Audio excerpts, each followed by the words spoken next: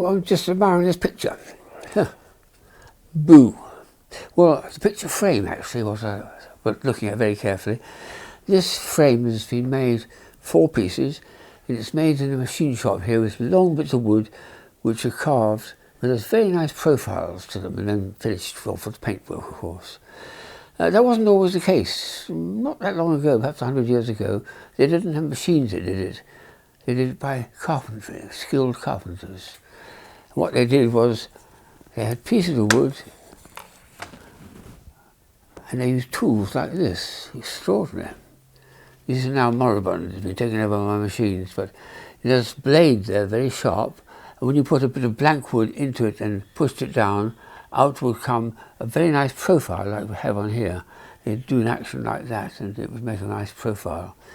And they had a different profile, they had a different actual tool for each profile. That one's got 3 little forks, so it's making 2 values in a mountain or vice versa. And here's 2 more.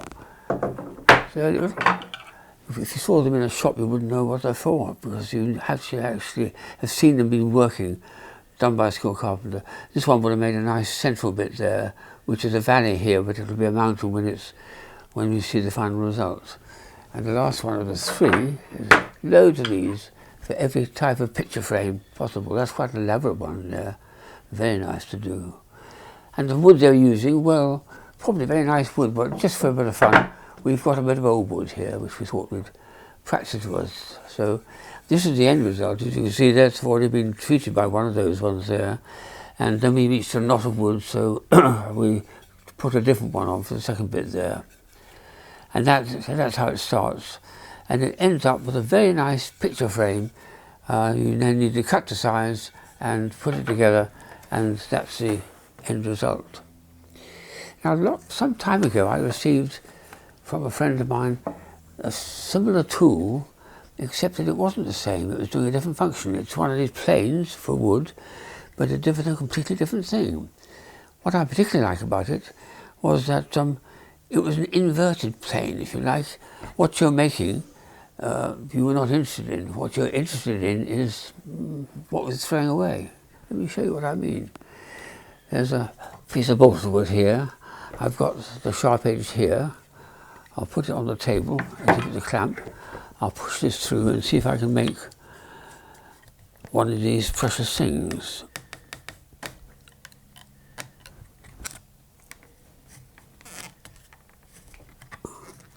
Something's coming out there. It's what they call swarf, but actually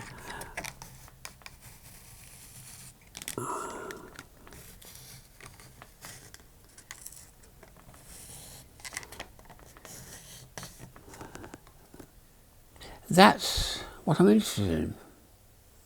It's a bit of old swarf, isn't it? No, that's what they call a spill.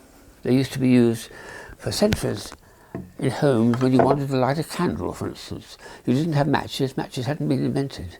What you needed was a thing just like that. You held it up to a candle flame, probably you put it into the fire, your fire, and then lit it like this, and carry the flame up to here. Let's see if we can get it so actually light. It shows how little I use a spill. Oh, let's try one more.